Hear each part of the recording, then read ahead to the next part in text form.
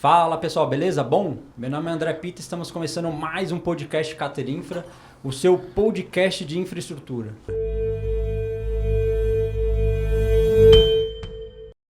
O podcast Cater Infra é um projeto bacana que a gente começou aqui na Cater para difundir, disseminar informação sobre infraestrutura de transporte. Então toda semana traremos assuntos novos e gente muito bacana aqui no podcast.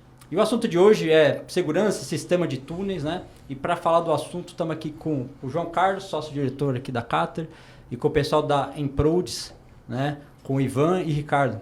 Muito bem-vindo aí, obrigado por ter aceito o convite, falar um pouco aí da experiência de vocês. É bom, boa tarde, obrigado aí, André, e obrigado pela parte que nos toca, né? Gente bacana aí. E conta um pouco mais o que a Emprodes faz, né? Enfim, o que vocês desenvolvem, o que vocês trabalham, para o pessoal entender. A Emprodes é uma empresa de consultoria na área de transportes, né? A gente é bem focado na parte, principalmente túneis, né? Como você já fez uma introdução aí, mas também na parte de sistemas inteligentes para transportes em geral, ITS, né? Como o pessoal chama. Então a gente tem essas duas divisões na empresa, né? E a Emprodes, na verdade, aqui no Brasil, é um escritório subsidiário de uma empresa holandesa especializada em infraestrutura subterrânea, incluindo toda a parte de segurança operacional, documentação, análise de riscos, negociação com seguradoras, etc. Então, o nosso escritório lá na Holanda faz essa parte de segurança e a gente aqui faz a parte de engenharia, né? Tá. E como que é? Vocês trabalham só na questão de projeto de engenharia dos sistemas dos túneis? Ou vocês trabalham com algum tipo de monitoração, de acompanhamento de obra? As duas coisas. A gente trabalha com projeto, né? Então, e às vezes um projeto conceitual, né? Tem que fazer um túnel daqui para lá. Tudo bem, você faz a geometria, faz a geologia, decide como vai ser o túnel, mas você tem que também já prever na obra aí alguns elementos ligados aos sistemas operacionais do túnel, onde vão passar os cabos, como é que é a ventilação, como é que é a rede hidrante, de onde vem a água da rede de incêndio. Então, isso tudo tem que ser definido numa fase muito preliminar. Alguns projetos a gente está envolvido, né? E a gente também atua na parte de projetos executivos, né? Na parte de licenciamento dos túneis junto ao Corpo de Bombeiros, Defesa Civil, onde é aplicável órgãos ambientais, autoridade de transporte, né? No DENIT, no DR, etc. E depois a gente acompanha a obra, né? Então, também em alguns projetos a gente acaba acompanhando a obra, ajudando o cliente lá a comprar os equipamentos, fazer a instalação, garantir que tudo está sendo feito adequadamente. E, por fim, a gente faz o que a gente chama de comissionamento, né? Que é garantir que os sistemas funcionam como deveriam, né? Não é só que ele está lá instalado, mas que ele tem o desempenho esperado e emite um relatório que, sim, faz parte do processo de licenciamento do túnel, né? Esse comissionamento é depois que é inaugurado e tal. Seria Fala só um pouquinho mais perto. Desculpa. Eu me empolguei aqui. Essa parte do comissionamento é depois que está inaugurado, vai. Então, assim, seria um acompanhamento da operação, nível de carbono, esse tipo de coisa? O comissionamento, na verdade, até vou falar um pouquinho aí, mas ele acontece em vários momentos, né? Exato. Porque, assim, eu sei que outros tipos de obras, obviamente, também tem isso, barragem, metrô, eles têm essa parte que eles chamam de comissionamento, que seria o monitoramento do pós-inauguração, vai para ver. Pelo menos faz uma inauguração em etapas, assim. O metrô tem muito disso, né, gente? O cara, vamos inaugurar primeiro 3 horas por dia. Isso, faz uma operação. Aí pega uma hora menos, com menos pico para ver se está funcionando tudo direitinho. Como é que é com o túnel? Explica aí pra gente. Tem várias fases, né? Assim, tem a parte primeiro de tudo, de testes de fábrica, que a gente acompanha para validar para o cliente que realmente ele está comprando produto de qualidade. Mas durante a fase de instalação também. Só um pouquinho mais perto aí. Não, fica bate-papo, cara, fica relaxa. E tem na fase de instalação também, né? Realmente está se colocando os equipamentos no túnel, posicionamento, local, a infraestrutura que chega para eles. Tem os primeiros testes, que são alguns testes mecânicos, de esforços para algumas coisas, outros tem testes elétricos preliminares. E depois a gente começa a fazer os testes integrados. Assim, alguns testes precisam estar feitos antes da inauguração dos túneis, né? Porque são os requisitos de segurança, detecção de incêndio, alguns monitoramentos. Outros, às vezes, a gente só consegue fazer depois realmente que o túnel já está em operação, às vezes por conta do prazo da obra, de inauguração. mas existem vários momentos, né? Alguns são essenciais para fazer antes e outros... Não, a coisa interessante é isso, né? Que às vezes aqui a data de inauguração da obra não é quando a obra está pronta, né? Esse é o problema do Brasil.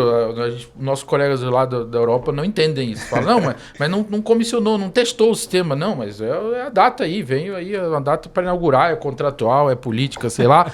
Inaugura o túnel, aí começa a conversa assim, o que tem que estar funcionando no mínimo para poder inaugurar o túnel, né? Aí começa uma conversa com o Corpo de Bombeiros, que é quem dá o licenciamento hoje mais importante, é o Corpo de Bombeiros. Vai dizer, olha, a obra não está 100% pronta, mas é um ganho para a sociedade, né? Então, vamos inaugurar ela ainda com algumas coisas por terminar e aí acaba sendo feito desse jeito, né? Mas é uma coisa importante só considerar, assim, é que os equipamentos que vão dentro de túnel, 90% deles são equipamentos que são fabricados para aquele projeto. Você não encontra nenhuma empresa numa prateleira ventilador para túnel. É uma máquina que é fabricada depois que você põe o pedido lá. Então, além de levar muito tempo para entregar, a máquina é feita conforme as suas especificações. Então, você precisa testar a máquina, garantir que ela realmente tem o desempenho que você previu em projeto, né? Então, a mesma coisa acontece com a bomba de incêndio. Não é uma bomba padrão. Normalmente são pressões e vazões muito elevadas, são bombas que às vezes não tem catálogo, o fabricante vai desenvolver a bomba, ou ele tem catálogo, mas ele não tem fabricada. Então, a gente faz esse acompanhamento dos testes nos equipamentos na fábrica e depois, quando coloca no túnel, tem que garantir que eles vão funcionar conforme está previsto, né? Então, posso fazer uma pergunta capciosa? Pode. O que é pior para quem vai fazer a instalação do túnel? Acho que para vocês já imagino. Ter um ponto alto ou um ponto baixo no túnel? No grade? No grade, bom... Porque o ponto alto tem problema de ventilação, né? Aí você tem que fazer uma chaminé... na verdade até não, né? Na verdade até não. O túnel ele se comporta quase como um canudinho, né? A gente até brinca quando vai dar treinamento. O túnel é um canudinho. Você tem que o ar entra para um lado e sai pelo outro. Não tem outra opção. Mas se tiver o ponto alto assim, o ar consegue achar um lugar para a fumaça? Consegue, ele sai, né? A maior questão, assim, está relacionada, acho que até o Ivan tem bastante experiência aí, que ele durante muito tempo deu manutenção em túneis que são em formato sifão. O túnel desce, tem um ponto super baixo, desce 40 metros de profundidade do grade da rua e sobe depois de 40 metros. Aqui em São Paulo a gente tem esses da época do Maluf, né, do Tribunal de Justiça, Ayrton Senna, eles são todos assim, né? Tem um reservatório, a gente vê que tem um reservatório ali embaixo e depois ele volta a subir. Isso aí tem um custo operacional enorme, ferrado, atrelado, que é de bombear água para fora, água de drenagem, água de filtração. Isso é um custo enorme. Eu lembro de trabalhar num projeto aí, né? A conta de energia só para bombear água mais lá... Mais de 60 mil reais por mês, só de conta de energia para bombear água. E é complicado assim, se não fizer a manutenção corretamente, não é o caso desses porque eles tiveram cuidado de fazer um ponto alto antes da entrada e saída dos túneis, né? Mas o do Engabaú lá é um caso clássico, né?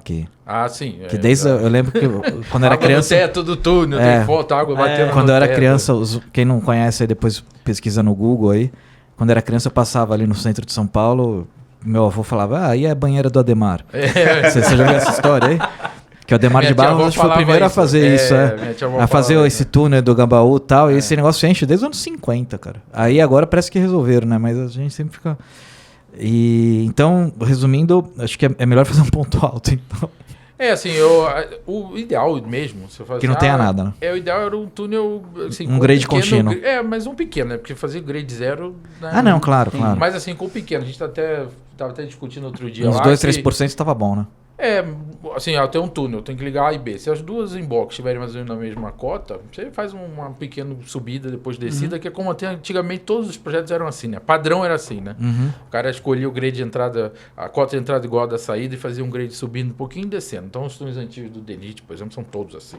Mas você vai fazer, a gente trabalha um projeto agora para vencer uma serra. Você tem que vencer 700 metros de altitude em 15 quilômetros. Então, 5% de declividade do começo ao fim.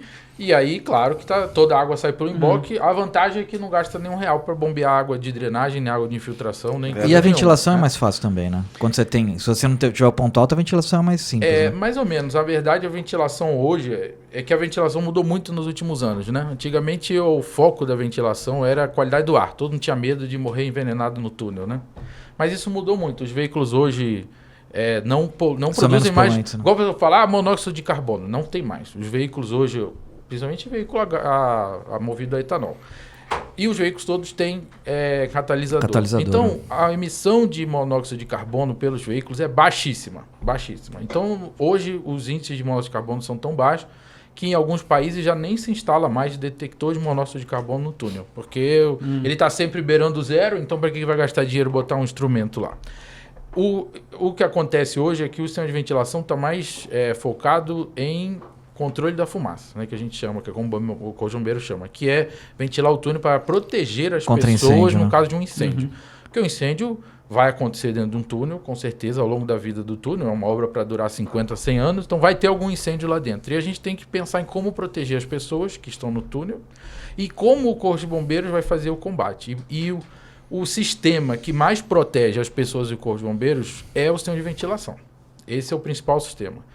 É até interessante, tem uma foto de um incêndio que teve no túnel do São Gotardo, um incêndio até muito grande lá, teve um número de pessoas mortas até razoavelmente bastante grande, foi um incêndio que fez parte dos grandes incêndios europeus lá, que mudaram a Como que é o cultura. nome? São Gotardo? Do túnel do São Gotardo. É um túnel de 16 quilômetros, rodoviário, que tem na Suíça, né? Teve um incêndio lá, o caminhão, na verdade, perdeu o controle, o túnel, tráfego bidirecional, né? O caminhão perdeu o controle, bateu na parede do túnel, e aí ele acabou invadindo a faixa contrária, deu de frente em outro caminhão e pegou fogo. E tem uma foto que foi tirada por um técnico de manutenção do túnel que estava numa sala elétrica ali próxima, né?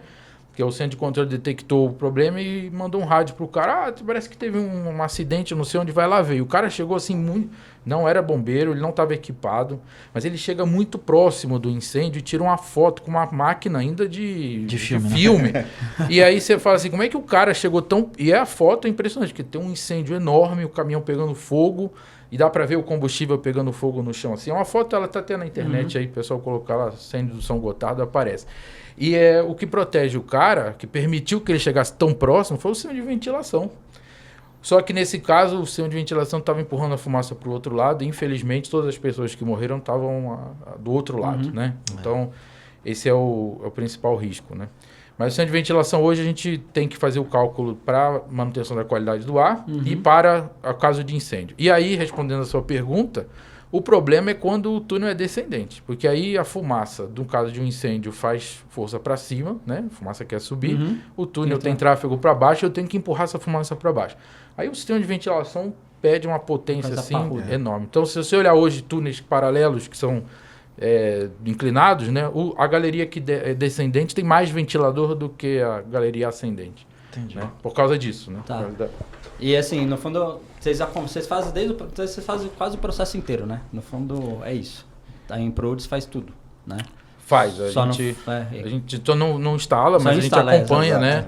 Acompanha a obra e dentro a gente até, no fundo, já falando de um dos sistemas, né? Que é a ventilação, mas quais são os outros sistemas que tem dentro do túnel que é importante, né? Para a segurança do usuário?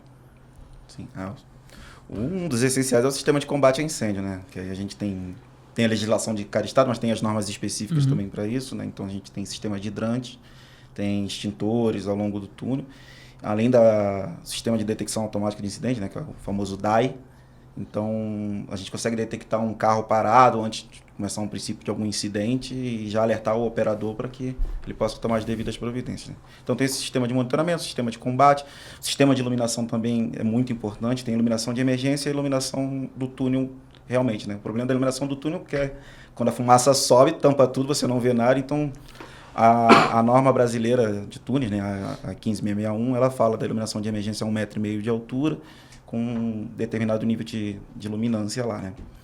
Então, tem outros sistemas também, o sistema elétrico, principalmente, né? Porque a gente precisa ter uma subestação que comporte ligar toda essa potência de ventilação, dependendo do cenário, e principalmente o sistema de geração, né? Que é, assim, faltou energia, teve algum problema na subestação, precisa entrar com esses geradores para assumir essa carga automaticamente. Também as UPS, que seguram tudo que é essencial nesse momento da transferência, entre outros diversos sistemas, né? Mas Acho que os sistemas mais importantes hoje mesmo são os sistemas de ventilação e combate a incêndio e detecção. Esses 3 são primordiais para a operação. Mas não tem sprinkler no túnel, né? Esse Não. tipo de coisa não.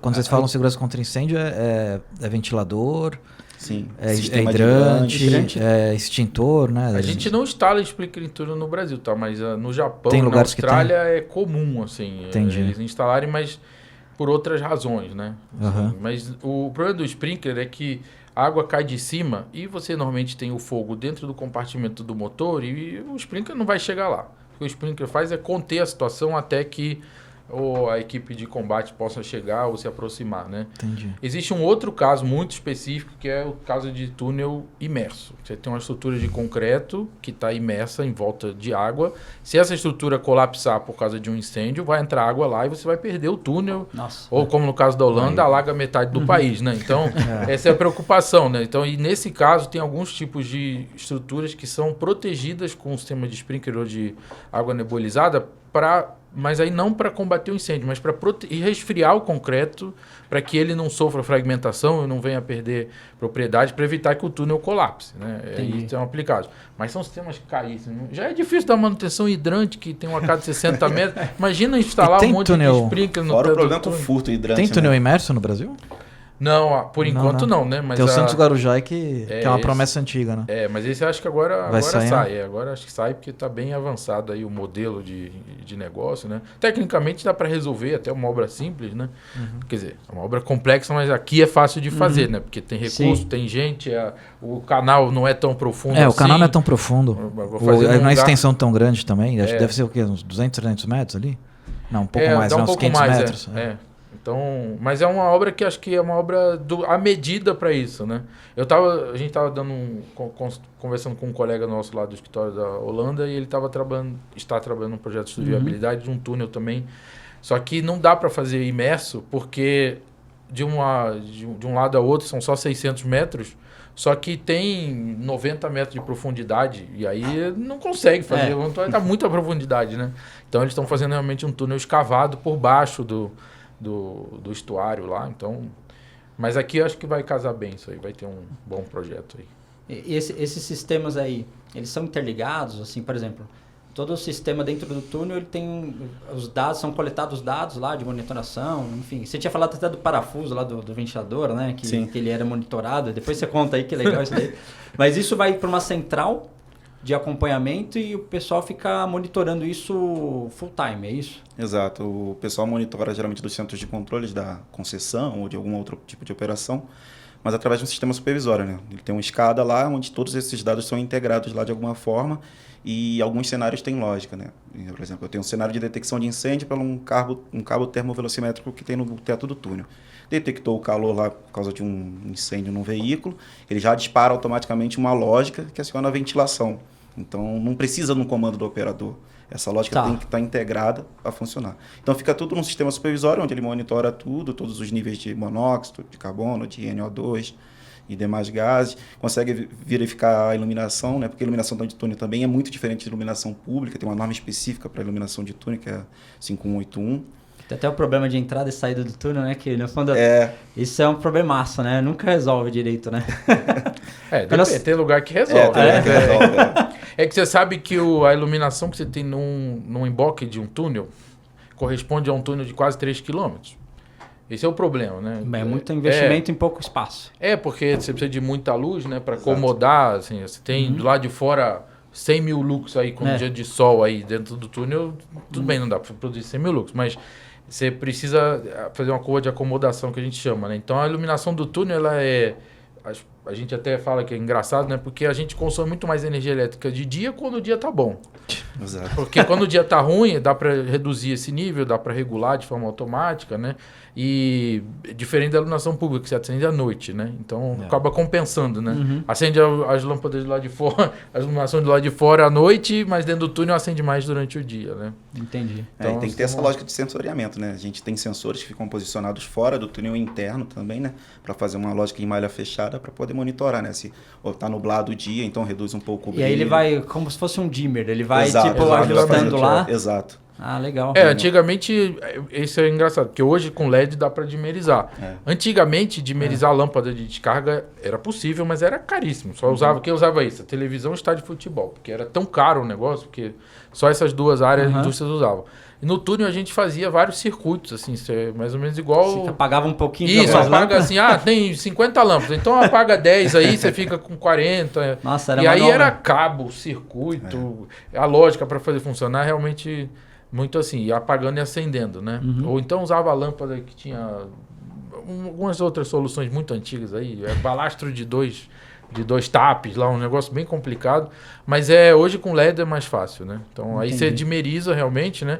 E uma outra coisa interessante que muita gente não sabe é que a iluminação lá dentro do túnel, lá 1 quilômetro para dentro, ela também é diferente do dia para a noite, né? Porque à noite a gente tem muito menos luz do lado de fora, então eu também não preciso iluminar lá dentro do túnel como eu ilumino, porque o efeito é o contrário, né? Então você sai do dia, entra num túnel, você está no nível alto fora, dentro do túnel abaixa. Eu não posso abaixar muito, porque logo o usuário vai sair do túnel, né? Mas à noite é o contrário, o nível fora realmente é baixo, ele sobe no túnel. Se eu subir ele até o nível do dia, eu estou fornecendo muita luz.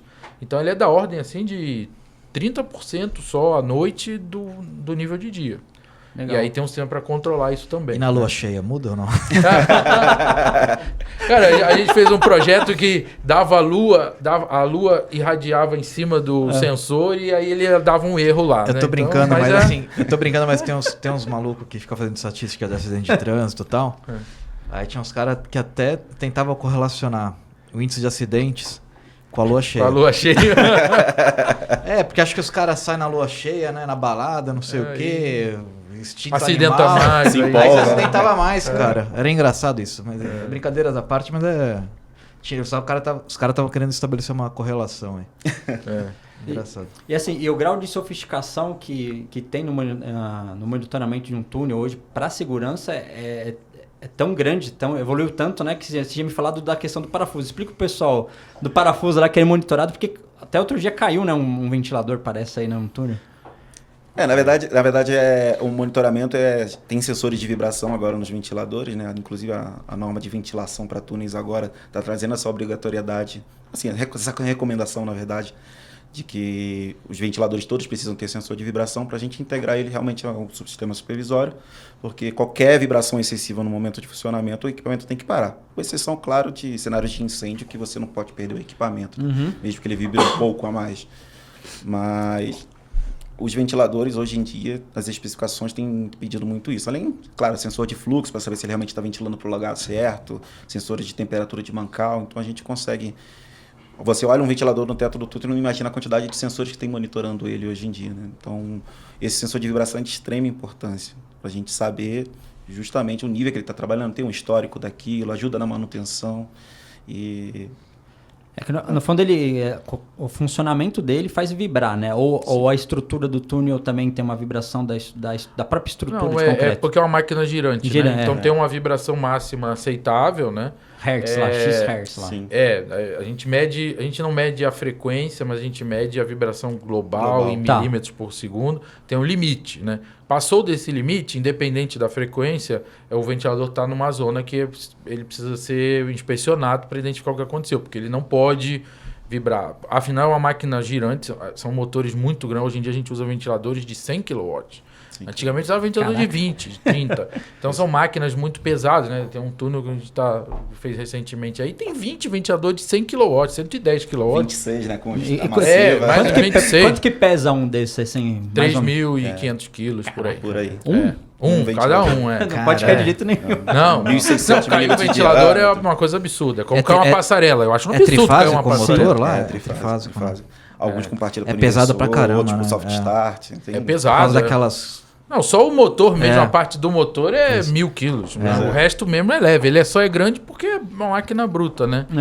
Mas ele monitora muito isso que o Ivan falou. As máquinas têm esse sensor de vibração, que é o primeiro alerta de dizer, olha, a máquina tem um problema lá. Mas a norma de segurança contra incêndio diz o seguinte, se você tiver uma emergência, você bypassa essas proteções. É igual a bomba de incêndio. A bomba está com problema, mas na hora do incêndio, se é a única bomba que você tem, você vai botar ela funcionar até explodir. Claro. E aí você bypassa. Então, esses equipamentos, por exemplo, eles não têm proteção de sobrecarga. Ele só tem produção de curto-circuito, porque senão ele explode ou então ele desarma o resto, né? Mas eles, por exemplo, a gente monitora a vibração, porque no funcionamento normal do túnel, se tiver acima do limite, essa máquina fica bloqueada. Mas se tiver um incêndio, ela precisa entrar e funcionar e explodir, cair, se for o caso, né? Entendi. Mas é uma situação Por isso que é extrema. importante essa integração da automação, né? Para saber diferenciar o que é um cenário de ventilação porque tem um congestionamento ou um cenário de incêndio que eu preciso do equipamento, independente se ele está vibrando um pouquinho a mais do que o necessário. Tem redundância esses aí ou não? Tipo assim, por exemplo, ó, tipo, parou, cortou energia em algum lugar. E aí o ventilador para, vai. Tem alguma ligação de redundância ou acabou, não fica sem ventilação? Tem que ter o sistema de geração. Tem que gerar energia, Exatamente. Posso perguntar um negócio? Eu tenho algumas dúvidas. É que a gente vai conversando, vai surgindo. Né? Assim, eu trabalhei um tempo com o metrô e tal, eles tinham muita preocupação, tem aqueles postos de ventilação do metrô lá, né? Então eles têm que ter muita gente no túnel lá. Vocês devem fazer coisa com o metrô também. E aí eu lembro que tinha... quando ia fazer lá, discutir com os arquitetos, com o pessoal, não, isso aqui é pressurizado, não sei o quê. O túnel de ligação, por exemplo, você tem 2 túneis, aí você tem um túnel de ligação que é para fazer a evacuação lá no sinistro, né? Ele é pressurizado, como é que funciona isso? Tem uma ventilação que, na hora que o cara abrir aquela porta corta-fogo para fugir, vai vir uma ventilação para... um vento que vai expulsar a fumaça para a fumaça não entrar no túnel de ligação? Tem algum sistema desse? Ou... Tem. Isso faz parte do sistema de ventilação, né? Tá. Quando você tem 2 túneis paralelos, você tem essas interligações, né? A gente tem 2 aspectos, né? Até sua pergunta é interessante porque a gente, quando escreve o plano de resposta à emergência, tem um incêndio na Galeria Norte. Aí a gente fala, tem que interditar a Sul. Cara, mas por que o incêndio na Norte? Porque a gente vai usar a Sul como uma galeria de suporte. As pessoas vão evacuar da Norte para Sul e elas precisam estar num ambiente seguro. Então, além de ter o problema do tráfego, tem a questão da ventilação. E aí o sistema de ventilação da galeria paralela funciona para pressurizar essas interligações. Então, a gente usa o próprio sistema de ventilação do túnel para pressurizar as saídas de emergência e para evitar que a fumaça que está saindo lá no emboque entre no outro túnel. Né?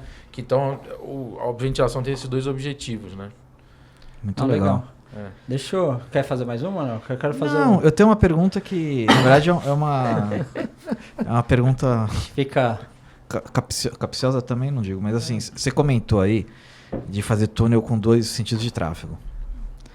E a gente sempre que vai fazer projeto que tem túnel e tal, o pessoal fala, não, faz 2 túneis separados. A gente... Cara, acho que eu nunca projetei nenhum túnel. É verdade. Eu lembro que há muitos anos, eu estava começando ainda... Eu falei, não, vamos fazer 2 faixas de tráfego por sentido e tal. Eu levei uma vaia, assim, não, você tá louco. Eu era mais novo, não sabia. Isso não funciona. E aí eu queria, aproveitando que estão os especialistas aqui, dá para fazer o túnel com 2 faixas de tráfego por sentido? Ou a fumaça vai ficar convulsionando lá? Não sei o termo certo disso. Como é que vocês veem isso daí? Dá para fazer. O problema, assim, e antigamente se fazia muito, né? Ainda existem hoje muitos túneis que são assim, mas o que acontece é o túnel volume curto, de tráfego. Né? Às vezes não. O maior túnel rodoviário hoje em operação no mundo é um túnel na Noruega, que tem 26 quilômetros, rodoviário, mão dupla. Aí você fala assim, cara, beira o absurdo, né? E você acha, eu fui lá nesse túnel, você passa no túnel e acha que vai encontrar uma metrópole do outro lado, é uma vilinha de pescadores lá. Mas a segurança desse túnel está atrelada ao fato do VDM ser baixíssimo. A gente perguntou lá para o pessoal lá da autoridade da rodoviária norueguesa lá, eles falaram, não, um dia muito bom é 200 veículos por dia. Por dia? Num dia de feriado é 600, mas um dia assim, normal, muito bom. Na Noruega eles têm uma tradição muito grande de fazer túnel, né? Tem. As rochas dele, o pessoal brinca, né? Que a rocha na Noruega até é covardia, porque a rocha é toda bonitinha, não é tão fraturada que o negócio. É mais fácil. É mais fácil. Não é, vamos dizer assim, acho que ela tem menos fratura, não sei os termos lá, mas enfim. Mas tem um aspecto ligado muito também ao OPEX, né? Porque também a gente fala muito, vai fazer o túnel, tem um custo de construir, mas o túnel é uma infraestrutura que tem um custo de operação enorme. Sim. De energia elétrica principalmente. E quando você tem um túnel em que cada galeria é unidirecional, a ventilação daquele túnel ela é de graça, porque os veículos estão passando lá e eles estão carregando, estão levando ar, eles estão por efeito pistão, então produzindo uma ventilação natural. E aí é de graça, não precisa ligar a ventilação, tanto é que a maior parte dos túneis unidirecionais a ventilação não fica ligada, né? Agora, você tem um túnel bidirecional, Aí você vai gastar dinheiro com ventilação e aí vai gastar bastante dinheiro. Então isso precisa entrar numa... Quando você faz uma análise, né? Assim, de OPEX versus CAPEX ao longo do tempo, provavelmente vai compensar. E tem o problema da questão da segurança. Porque você vai fazer um túnel hoje, por exemplo, no estado de São Paulo, túneis acima de, agora com a atual legislação, 1.000 metros, você precisa construir um túnel paralelo para fazer as saídas de emergência. Bom, então não tem muito sentido. Você já tem que fazer uma escavação paralela, já tem que fazer as interligações, aumenta um pouquinho a seção e bota o tráfego do outro lado e resolve essa questão e elimina da análise de risco o eventual choque frontal, né? Que é um evento gravíssimo, né? Num túnel Dentro do túnel, né? Não tem muito escape, né? É complicado mesmo. Fica similar ao que tu falou do incêndio de São Gotardo, né? O sonho de São Gotardo é isso. Fumaça pra cima de gente que estava na frente, né? Esse é o problema. Até uma pergunta que eu ia fazer, porque tem esse acidente que você mencionou e tem o mais famoso de todos, que é o de Mont Blanc lá, né? E tem pelo menos, começou de pavimento, tem que o pessoal fala muito do pavimento, porque lá o pavimento era pavimento asfáltico, e aí queimou o pavimento asfáltico, né? E aí depois, você pode ver no Brasil, todos os túneis são de pavimento rígido. E se você perguntar para alguém por quê, o cara vai lembrar que é por causa do acidente de Mont Blanc. E tem alguma relação? Não tem nada a ver, isso daí é um mito. Não, tem um pouco a ver, mas isso é o tipo de coisa que... Assim, tem vários túneis que são, inclusive na Europa, vários países não fazem o túnel de pavimento rígido. Não faz. O cara faz pavimento asfáltico porque é um pavimento mais fácil de manter ao longo da vida útil, né? O pavimento rígido tem um problema da manutenção grave, né? Quem costuma falar isso normalmente é o pessoal da indústria do cimento Portland. Eles sim adoram isso. Não, porque o asfalto é perigosíssimo, vai morrer todo mundo. Isso que você tá falando, recentemente o prefeito aqui em São Paulo foi refazer aqui o pavimento dos túneis aqui. Puta, foi um caos na cidade, né? O pavimento rígido, justamente exato. Do Ayrton Senna e do Tribunal de Justiça, cara, parou a cidade, assim. A gente trabalhou alguns projetos que originalmente o túnel era em pavimento rígido. E aí, por uma questão estrutural complicada, o pavimento necessitava de uma intervenção complicada. Então, teve um caso lá, por exemplo, que a base toda do pavimento saiu, foi carreada, as placas ficaram todas soltas. E aí, assim, tá bom, isso aqui significa fechar o túnel 6 meses para fazer uma ligação importante lá no Rio de Janeiro. E a decisão foi, não, vamos colocar um asfalto aqui em cima. E é o mesmo asfalto, há, sei lá, 15 anos que eles fizeram isso, tá lá, porque com a base é muito boa, foi feito um bom asfalto. O único problema é que subiu o grade um pouquinho, e aí o gabarito estava limitado, tiveram que sair subindo luminária, subindo os equipamentos para não ter nenhum choque, mas é uma boa solução, né? Assim, do ponto de vista da segurança, isso não é uma preocupação importante, ela é marginal, né? Então é um mito. Tem uma pequena influência na iluminação, isso é fato. Isso sim. Porque a norma de iluminação, ela mede a iluminação pelo parâmetro da luz refletida na cena. Então é a luz que sai das luminárias, bate no pavimento, bate nas paredes e volta para o motorista. Claro. Tanto é que a medição, o projeto, até a norma fala, é em candelas por metro quadrado, não é em lux. Né? Lux é a luz direta, a incidência é a luz que refletiu na cena para o condutor. E aí, se você tem um pavimento escuro, reflete menos luz. Sim. Aí as luminárias são um pouco mais potentes, né? Mas isso também é uma questão então, que marginal. Se você colocar o custo de fazer, né? O importante é ter uma base boa para durar o asfalto também, né? Sim. Flexível, né? Legal. E tem outro mito que o pessoal fala, eu também não sei, né? Que talvez não seja nem com vocês isso daqui, mas sempre tem uns túneis antigos que o pessoal não buzine dentro do túnel.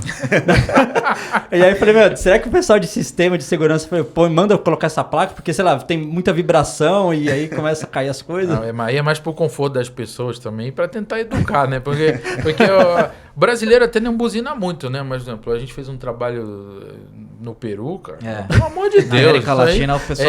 na Colômbia, o cara dirige com a mão na buzina, assim. O pessoal claxon, brinca. Né? O pessoal brinca, você pode tirar tudo, pode tirar o freio do carro, mas não tira a buzina. O carro não anda lá. Mas é mais por isso, né? Porque não é um sei se é por causa fechado, da... né? Eu não sei, tô chutando aqui também, não sei se é por causa da fauna, né? Porque, por exemplo, esses túneis que a gente tem aqui, eles cruzam a Mata Atlântica, né? Os principais aqui de São Paulo, esses mais extensos, que é o da Eco lá, da Ecovias e o da Tamoios, é tudo Mata Atlântica ali. Cara. Área de proteção ambiental. Eu não sei se pode incomodar. Tudo lá, né? Mas eu tô brincando, mas Cara, quando você vai pra Santos no final do ano, Pô, o pessoal tudo de férias lá, ano novo, não sei o que lá. É todo mundo buzinando no túnel. Parece uma festa, né? Parece viagem de formatura, né? Mas engraçado. Não, o que tem, assim, questão de placa, né? Que é uma discussão, e é uma discussão que, assim, ela quase até sem sentido, né? Porque um túnel de 1 km, um túnel de 2, de 3, de 5 km, no caso da Tamoios, é incompatível com um pedestre ou um ciclista lá. Ah, sim. Com certeza. E no caso da Tamoios, o túnel é tão longo e a concentração normal de poluente lá, não para o usuário que fica 10 minutos no túnel, mas para alguém que vai fazer um trabalho de manutenção, que vai ficar lá 6, 7 horas por dia, é excessiva, fere até a legislação do trabalho. Então, eu vou deixar um cara fazer treinamento de ciclismo lá, respirando profundamente, um volume de ar enorme, absorvendo aquele contaminante, e aí colocou-se no bloco do túnel a placa, proibido ciclista, proibido bicicleta, proibido pedestre, né?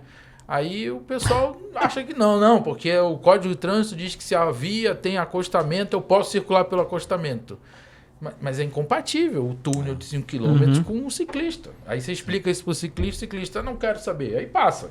Então isso é um problema, porque realmente a legislação de trânsito não foi feita para túnel e ela não fala a exceção do túnel. E aí o túnel tem acostamento, ele diz, então eu posso passar aqui.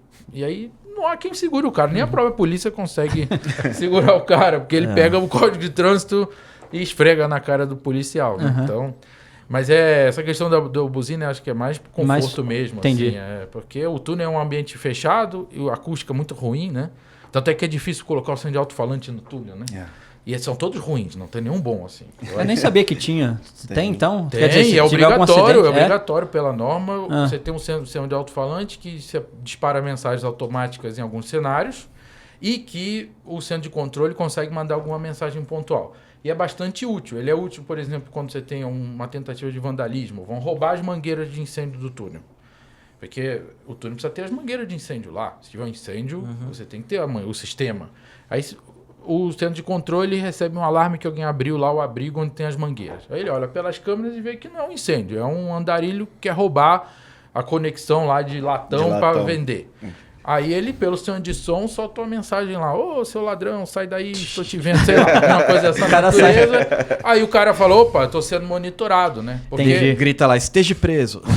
Então, isso é uma coisa que quando a gente começou a falar para as concessionárias, olha, faça isso, porque a hora que o cara sabe que ele é monitorado, que imediatamente que ele abriu algum abrigo, você viu, por mais que você demore a chegar com a sua inspeção de tráfego lá, ou a polícia demore a chegar, o cara sabe, aí você começa... Né? É igual dizer, sorria, você está sendo filmado. Todo mundo se comporta de outra maneira. Então, o cara acha que não tem ninguém vendo, né? E aí lá o cara no Rio não, também. E o cara não tem pra onde fugir vazia, também, não. né? Ele vai ou pro emboque ou pra outro. Pois é. Ou pro túnel de ligação, alguma coisa assim. Mas você tá vendo o cara, não tem como ele fugir. A gente teve um caso ali na Tamoios lá, o cara entrou lá num túnel desse lá, abriu, pegou o extintor de incêndio, descarregou e tal, e saiu todo rindo lá. E a polícia tava lá, né, esperando ele lá, falou assim, agora vamos lá na delegacia. Então, Caraca. né? Lá no Rio era terrível mesmo com essa questão de furto de mangueira. Os caras cortavam no local mesmo, não queria nem levar mangueira para fazer fora. Já cortava e já saíam com um saco cheio desses engates rápidos. Aí era sempre a confusão. E usava os hidrantes para tomar banho. Usava os hidrantes para tomar banho também. Caraca. Mas aquela pressão d'água... Nada. Não, é bom, é uma boa ducha, 7, bastante 10 água. lá, Chegava o verão no Rio de Janeiro mesmo, calor forte, o pessoal que vendia bala no trânsito, né? Ele vendia dentro do túnel porque não tinha sol, né? Exato. Fica no sol. O trânsito todo parado, ele entrava no túnel para vender. Aí o calor lá, 40 graus, verão do Rio, tomava uma ducha lá, era o desespero, porque a bomba liga e tem que correr alguém para desligar, né? Porque pela legislação a bomba não pode ligar automático, né? A bomba de incêndio não pode desligar sozinha. Então a rede é pressurizada. Se abre o hidrante, aí entra a bomba. Soa o alarme na sala de controle. Mas o desligamento dela é manual. Aí você precisa mandar alguém lá para desligar, até pode ter algum comando remoto, às vezes a casa de bomba é um lugar inacessível, mas tem que ser um comando manual, né? E aí você acaba ocupando o centro de controle porque alguém resolveu... Ou então o cara da conservação, né, foi lavar as barreiras e resolveu encher o caminhãozinho dele ali. Então, mas a água da rede de combate a incêndio, por lei, só pode ser usada para o combate a incêndio. Entendi. Não pode compartilhar rede com nada. A reserva sim, mas a rede não. Né? Tá. Então... E dentro das soluções, a gente está falando muito de segurança, mas vocês trabalham com ITS também, né? Primeiro explica para o pessoal o que é ITS e como que isso agrega aí na questão do túnel, de infraestrutura. O ITS são sistemas inteligentes de transporte, né, que englobam não só o que tem no túnel, né, mas também o que tem nas rodovias e nas cidades, que são os equipamentos, os sistemas que ajudam a operação da via, né. Então, basicamente, todo mundo conhece as câmeras, os analisadores de tráfego, a estação meteorológica, os painéis de mensagem, né? Sim. Mas o ITS vai muito além disso, né? Então, por exemplo, corredores de ônibus, onde a gente tem priorização do ônibus, cidades inteiras, onde, por exemplo, existe um transponder nas ambulâncias e nos carros do bombeiro e da polícia, e quando ele chega perto de um cruzamento, o sistema identifica e já dá prioridade para ele. Isso tudo é parte do ITS, né? A gente explora pouco no Brasil, mas as concessionárias têm algumas obrigações de ITS por causa dos contratos de concessão, né? Mas são sistemas que ajudam a operação da rodovia, né? Entendi. E tem alguma coisa de inteligência artificial nisso já ou não? Tem com vídeo, né? Uma coisa que é meio comum, mas o que tem surpreendido bastante a gente em rodovia, é a detecção por meio de radar. Porque é difícil você colocar câmeras, imagina, rodovia, 500 km uma rodovia, você colocar câmeras que sejam capazes de identificar qualquer coisa em qualquer lugar e parar as suas viaturas de inspeção, tem que ter muita câmera. Não adianta botar uma câmera a cada 2 km que você não vai conseguir cobrir sua rodovia. Então, a solução tem sido realmente radares que monitoram os objetos e que eles identificam alguma anomalia e aí sim a câmera vira para lá e dá um zoom e mostra para o operador, né, de forma automática. Isso tem sido usado. Inclusive tem um projeto muito grande em Zurique, no anel de Zurique, que é todo assim. Eles trocaram todas as câmeras que fazia por câmera por radares e eles conseguem identificar rapidamente de forma mais objetiva e pararam toda a parte de inspeção. Eu ouvi falar disso já faz muitos anos, cara, uns 20 anos. Nos túneis da Eco, lá faz tempo isso. E aí eles estavam tentando desenvolver essa tecnologia aí de você conseguir identificar um pedestre, alguma coisa assim, né? Fácil, né? De forma automática, né? Porque o operador, se o cara ficar lá não dá. Um dia lá, no outro dia ele não aguenta mais ver carrinho, cara. Não, tem um cliente nosso aqui que hoje já tem mais de 1.600 câmeras no centro de controle. Não dá, vou botar quantas pessoas por câmera? Tem que ter algum software. E o cara fica cansado também, se ficar lá o dia inteiro Puta, chega uma hora o cara entra em parafuso, né? O que, para túnel é fácil. Eu até digo assim, no túnel, bota a câmera. A câmera é fácil. Por quê? Se tem um teto do túnel, é fácil prender. Agora, na rodovia, você tem que botar poste, levar energia elétrica, conectar na fibra ótica, botar uma rede de comunicação, fazer uma infra, aí põe um poste, aí tem que pôr uma defensa, ou tem que pôr uma barreira, ou tem que pôr num lugar que esteja, ou pôr fora da zona livre. Aí é complicado. Então, rodovia é difícil, é mais difícil. Mas túnel é fácil. Câmera no teto do túnel, um monte de câmera a cada 60, 100 metros e cobre o túnel e você faz com vídeo. E a iluminação é contínua, você tem iluminação, então você não tem problema de não enxergar um objeto no escuro, né? E a gente falou muito de rodovia, mas vocês fazem metrô também? Aqui no Brasil, bastante rodovia, né? O nosso escritório fora lá tem bastante experiência em túnel ferroviário, em geral, que engloba metrô, mas também muito túnel ferroviário, porque o trem de alta velocidade é túnel quase. Mas assim, túnel para pedestre, vamos dizer assim, estação... por exemplo, túnel de ligação de uma estação com outra, que nem tem aqui na Consolação, né, da linha 2 com a linha 4 já virou um clássico ainda. Super. Parece procissão, né, aquilo lá, mas Estão dizendo que a linha laranja vai ter um maior ainda, né? Vai? Eu vi uma matéria falando sobre isso. É que a linha laranja eu trabalhei um pouco no projeto faz tempo e ela vai ser bem profunda, porque ela tem que passar embaixo da linha 4, embaixo da linha 2... E aí tem a fundação dos prédios, é complicado mesmo. Tem várias estações que vão ser mais fundas que a Santa Cruz. Vai ser mais fundo. Mas é um negócio que a gente fica sempre preocupado com as vidas, né? E aí você vê uma estação do metrô, sei lá, deve ter 2, 3 mil pessoas no horário de pico lá, que nessa da Paulista, né? Então, e graças a Deus, né? A Deus não, né? Graças à boa engenharia e tudo, né? Acho que eu não conheço nenhum caso assim de problema de incêndio em estação do metrô aqui em São Paulo, né? Então a gente deve muito essa boa prática aí à operação do metrô, a engenharia aí, né, do Brasil, né? Aqui em São Paulo, aqui no Brasil acho que é difícil, a gente não tem. Tiveram alguns casos assim importantes, né? Teve um caso em Londres que o incêndio começou numa escada rolante.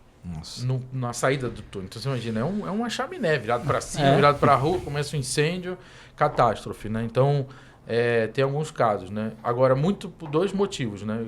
Primeiro, a gente tem uma norma brasileira que foi desenvolvida aqui no Brasil pelo Comitê Brasileiro 24, né, o CB24 da BNT, que é baseada numa NFPA, na Nova Americana, onde o pessoal do metrô de São Paulo foi muito ativo na época. Então tem uma norma bastante rígida e agora todo o Brasil usa, né? E a questão da manutenção, né? Que se você não adianta ter a norma se você não faz a manutenção, né? E o metrô de São Paulo é excelência em manutenção. Né? Agora eu vou fazer uma pergunta. Fazer uma pergunta, mas essa não é nem capciosa, essa é mais jocosa. Vamos dizer assim. Aquela empresa lá do Elon Musk lá de túnel, você já o Hyperloop. Boring, como que é? Boring. Esqueci o nome da empresa dele lá. Que ele tem umas 5 empresas, a Tesla e tal, e essa é uma delas. E eu sei que assim, o grande fundamento, e isso já é uma ideia antiga aqui no Brasil, já tinha alguns engenheiros que viajavam assim, vamos dizer. Viajavam não, tinha um fundamento. Que era que o túnel, ele fosse como se fosse um túnel desse que se assopra, assim, uma zarabatana, né? A ideia dele era, do Elon Musk é essa, né? De fazer aquele transporte urbano, que o cara entra com o carro numa cápsula, e aí é como se fosse uma ventilação e... Acho que era vácuo, né? Na verdade, é vácuo, né? Não tem ar. Pneumático, pneumático, isso. Com ar, então vocês acham que isso... Vocês como especialistas aí da área de ventilação, vocês acham que isso é viável? Vocês acham que isso vai acontecer um dia? É viável. Inclusive, transporte pneumático dessa natureza estão implantando aqui no aeroporto de Guarulhos, né? Ah, é? O trem, o People Mover, né? Que vai mover as pessoas da estação do trem lá, como é que chama a estação lá? Da CPTM lá. E entre os terminais, é um trem que não tem motor no trem. Você tem um sistema de ventilação e ele cria, então, uma pressão, uma sobrepressão que empurra o trem e puxa o trem, né? Então, você tem... Basicamente o trem, embaixo do trem tem um canal. Em Guarulhos vai ter isso, então? Tá, estão implantando lá. Inclusive uma patente brasileira, é um sistema brasileiro, inventado por um brasileiro, que já opera lá no Rio Grande do Sul há muitos anos e em outros países, né? E ele é assim, então ele usa um pouco esse conceito, quer dizer, ele não empurra o vagão está em cima de um trilho, né? Ou em cima de pneus, mas o que dá tração é efetivamente um sistema pneumático, né? Esses sistemas pneumáticos são bem utilizados, o pessoal... pedágio usa, não chama de dinheroduto, né? Sim. Isso você tem um ventiladorzão lá que faz força, que empurra ou puxa, e a cápsula vai e volta. O conceito é o mesmo, né? Tem aquele filme antigo de jornalismo, não sei se vocês já viram, tinha a redação assim, o escritório, e aí o cara tinha que mandar o recado pro outro, aí eles tinham um sistemazinho de duto lá, aí ele apertava lá, falava, eu quero que mande pro fulano lá, aí abria só a cápsulazinha do cara e vinha um bilhetinho lá pra ele. Então, é isso aí. Isso o conceito é antigo, é o mesmo, cara. Bem antigo. Não, o conceito é antigo. Aí tem algumas limitações, né? Porque você tem perdas aerodinâmicas importantes, né? No túnel, né? Mas pode ser um elemento bom. Na Suíça, eles estão estudando um sistema muito interessante que chama cargo subterrâneo, quer dizer, carga subterrânea, né? Que é um sistema basicamente para entregar mercadorias em centros comerciais, em grandes supermercados, etc. Então eles estão fazendo uma rede de túneis, né? Agora um projeto piloto, né? Estão começando agora, e eles estudaram fazer assim, mas eles decidiram fazer um sistema de tração mecânico mesmo, com algum tipo de cremalheira, um trilho, alguma coisa assim, porque eles chegaram à conclusão que energeticamente ainda não era a melhor solução. Mas o Elon Musk conseguiu fazer o foguete, que a NASA não conseguiu fazer o foguete e voltar e pousar. Pois é. Não, não tenho dúvida que ele pode conseguir alguma coisa, né? Não, acho que assim, da parte do ponto de vista do cálculo e tal, isso já é uma ideia antiga, assim, que a gente ouve falar, e o Elon Musk é um cara muito, assim, desbravador, vai. Ele fala, não, vamos fazer e tal. Eu só não sei se vai ter escala, sabe? Porque você tem um túnel, vai, aí você entra com um carro no túnel e sai do outro lado. Você está dirigindo, aí você entrar no túnel, estacionar seu carro dentro de uma cápsula e aí jogar você para outro ponto. Não sei se... Cara, mas se for rápido, com certeza. Assim, eu não sei se eu já tiver oportunidade, mas se você for de carro, né, da França para Inglaterra, você põe o seu carro, você não vai de carro, você põe o seu carrinho num trem, né? Aí, o Canal da Mancha? O túnel do Canal da Mancha é um túnel ferroviário, né? Você põe e os caminhões também. Os caminhões colocam, né?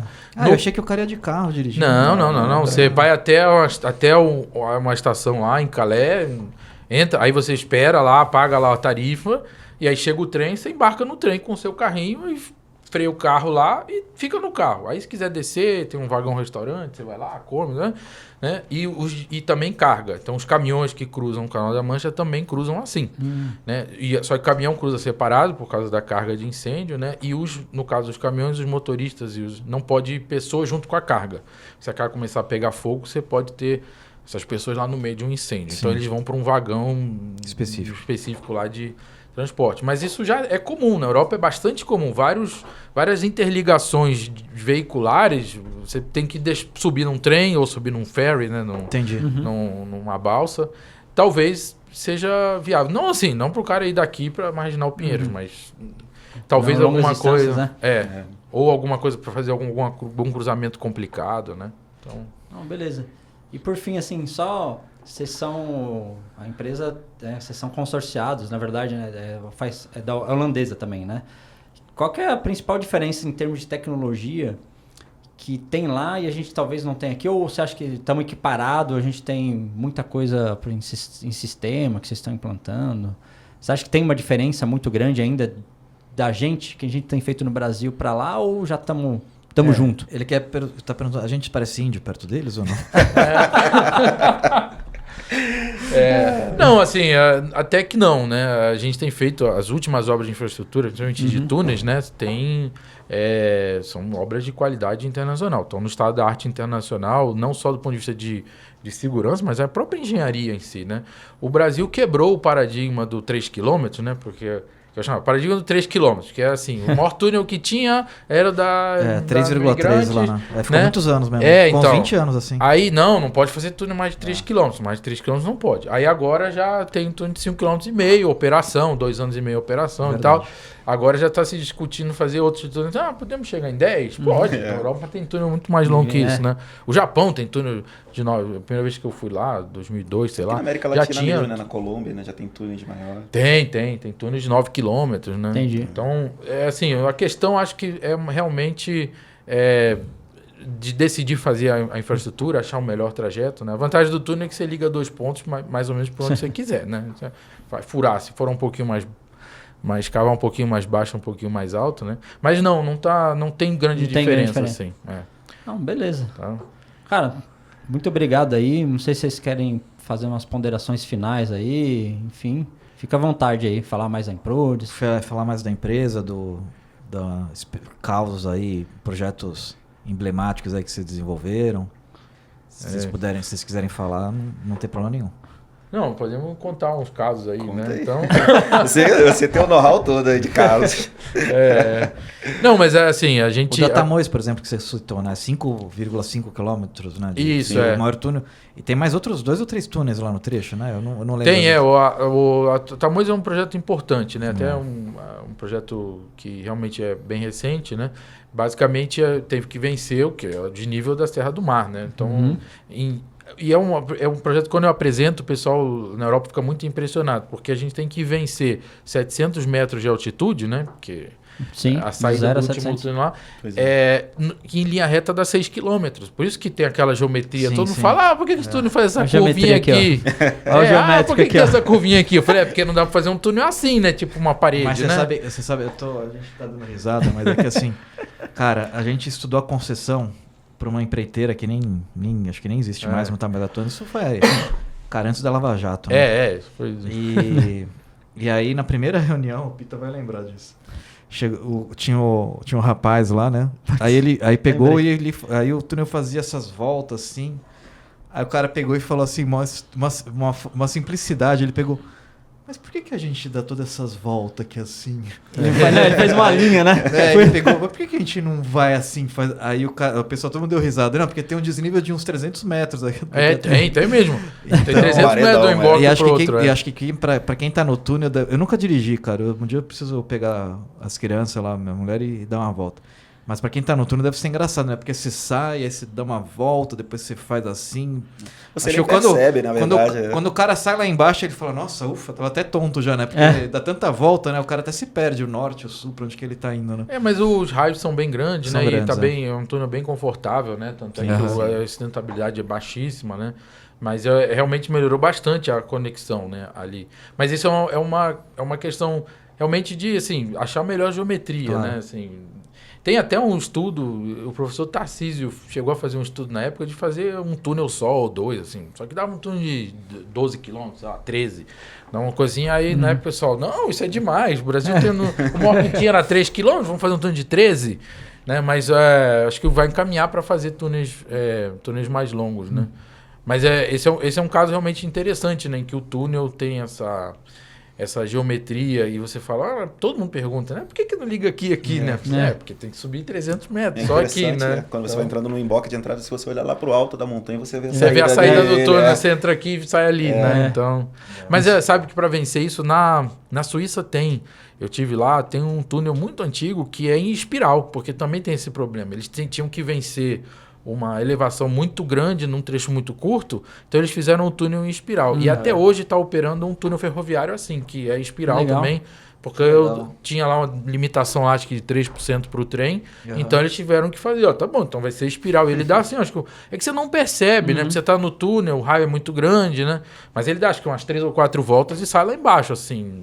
Se você olhar em planta, assim, não, é pertinho, mas o cara venceu 400, 500 metros, né? Sim. Então, essa é a parte interessante aí, né? Mas, o que mais que a gente pode contar aí? Um caso interessante aí. Não, tem essas questões...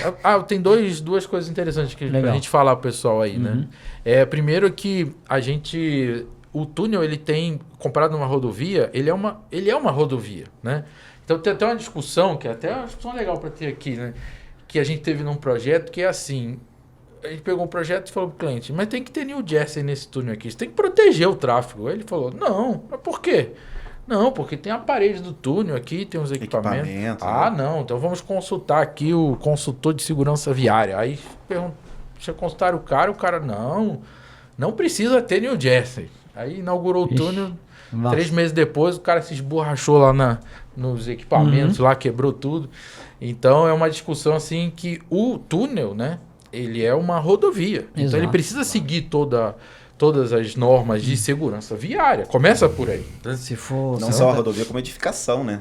E também é uma edificação. Essa discussão a gente tem muito aqui quando vai definir a seção do túnel, porque obviamente todo mundo quer estreitar a seção do túnel para economizar a escavação, toda a obra em si, né? E aí a gente já teve uma discussão aí recente com... Discussão não, né? É uma conversa. E aí chegou à conclusão, não, tem que ter no Jersey, cara, nas duas pontas, assim.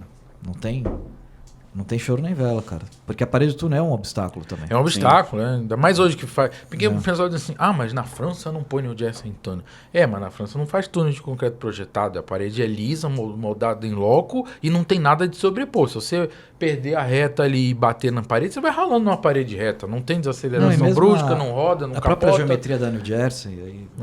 Aí, ela tem a própria geometria da New Jersey e hoje a gente tem as barreiras e as defensas que são certificadas, né? Então elas já são feitas de determinada forma que é para absorver energia cinética, né? Sim. Então é como se fosse uma corda de ringue, né? Então é para elas tem aquele espaço de trabalho que eles chamam, né? Para devolver o cara para a pista, né? E a parede do túnel não tem isso, né? Não tem. Então se o cara bater na parede do túnel a 80 por hora vai se machucar, uma moto, né? Mas enfim, isso a gente até um negócio problemático. Depois a gente conversa. Não, e o outro elemento também, que acho que é também bastante diferente da rodovia, é a parte do sistema de drenagem, né? Porque o túnel, a gente tem uma preocupação, que é você ter um derramamento de um combustível, e esse combustível sair descendo pela drenagem e pegar fogo. Você pode ter um incêndio de 1 quilômetro. Tem que separar isso. Né? Mas às vezes até o próprio... corta-fogo, né? Que vocês falam. Até o próprio diesel do caminhão, né? O combustível, né? Então, o túnel, por norma, tem o sistema de drenagem superficial do túnel, do pavimento, tem que ter uns sifões, porque se porventura tiver um combustível derramando... Né? Ele dá aquela explosão, ele já extingue. Isso, né? Ele não deixa o fogo passar para frente, porque alguns incidentes muito sérios aconteceram porque o combustível pegou fogo e que pegou fogo 1 quilômetro, 2 quilômetros, e aí o combustível não conseguia nem chegar próximo, porque...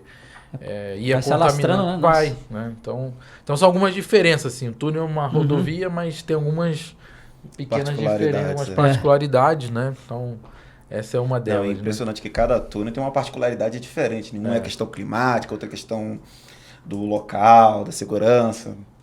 Nenhum é igual ao outro. Todo projeto tem que ter um requinte diferente. Assim, um é para evitar furto, outro é questão do tempo. Senão fica chato, né, cara? A gente faz sempre a mesma coisa. igual. Igual o sistema de ventilação, né?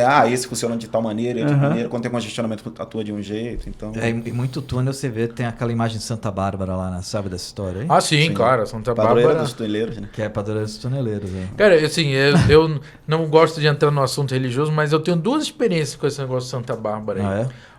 Um projeto que tinha a Santa Bárbara lá, porque inclusive assim, tuneleiro de verdade, o cara da obra, ele não começa a embocar o túnel se não tiver feito lá e tem também a capelinha E lá. o pessoal tem medo Ela quando no inboque lá. entra a mulher na frente de escavação também, os caras ficam Então, desesperados. fica desesperado. Aí, mas tem isso, né? Então, primeiro faz a capelinha e tal, coloca lá, o padre vem, faz uma pequena missa, alguma celebração, e aí começa assim a escavação, né? E aí eu tive 2 projetos em que um deles era uma escavação, estava escavando um túnel, e aí tiveram que relocar a capelinha, porque onde tinham construído a capelinha tinha uma interferência lá com as utilidades lá do jumbo. Então tinham que relocar, porque...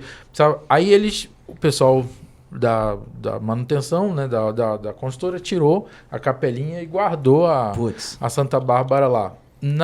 No ciclo seguinte, houve abriu uma capela lá, ficaram presas 3 pessoas lá na frente de escavação. E aí ficou todo mundo, é porque tiraram a Santa Bárbara, não sei o quê. Aí, bom, aconteceu, isso aí foi fato. E o outro, um túnel que já estava em operação há muitos anos, e tinha a Santa Bárbara, porque na concessionária trabalhava uma pessoa que era da obra e ele cuidava. E aí ele se aposentou. Ele aposentou da concessionária e aí ninguém mais cuidou. E um dia a Santa Bárbara foi vandalizada. Neste mesmo dia, no dia seguinte, foi vandalizada num dia, o pessoal da inspeção viu lá. No dia seguinte teve um incêndio dentro do túnel. Caraca. Queimou os cabos, que é confusão. Então, esses 2 casos, assim, conectados a Santa Bárbara, né? Então, uma vez eu tive com o pessoal que estava construindo, os brasileiros estavam construindo um metrô, acho que no Marrocos. Aí eles falaram, não, cara, isso aí teve que levar a Santa Bárbara escondida, né? Aí contrabandearam a Santa Bárbara dentro de umas máquinas lá, né? Porque é islâmico, né? E ela estava num lugar lá que o cliente não sabia, mas o pessoal da obra não trabalhou enquanto não puseram a Santa Bárbara lá. Tem muita história, né? A gente começar a contar aí, né? Não, show de bola. Eu agradeço muito aí vocês compartilharem um pouco da experiência de vocês aí. Tá bom. Acho que a gente vai ter muito mais conversa aí depois, né? Então. Com certeza. Não, a gente chama eles aí pra gente fazer uma nova rodada aí. Outro intercâmbio. Só de causos. Pois é. Não, a gente agradece a oportunidade aí, parabéns a vocês aí pelo espaço, porque realmente é um programa diferenciado, né? É um trabalho legal que vocês fazem, eu quero acompanhado agora também. Agradecemos aí o convite aí, estamos à disposição para voltar outras oportunidades, né, Ivan? Então, isso aí. Show de bola. Temos que começar a fazer um podcast, um Cáter Engenharia agora, visitando as obras, né? Então, vamos lá ver em campo, né? Então, as coisas, né? Esse vai dar audiência. Esse vai, né? Então... Todo mundo gosta de ver obra. Legal. Então, beleza. Pessoal, a gente vai ficando por aqui. Dê um like, siga a gente no canal. Valeu e até mais.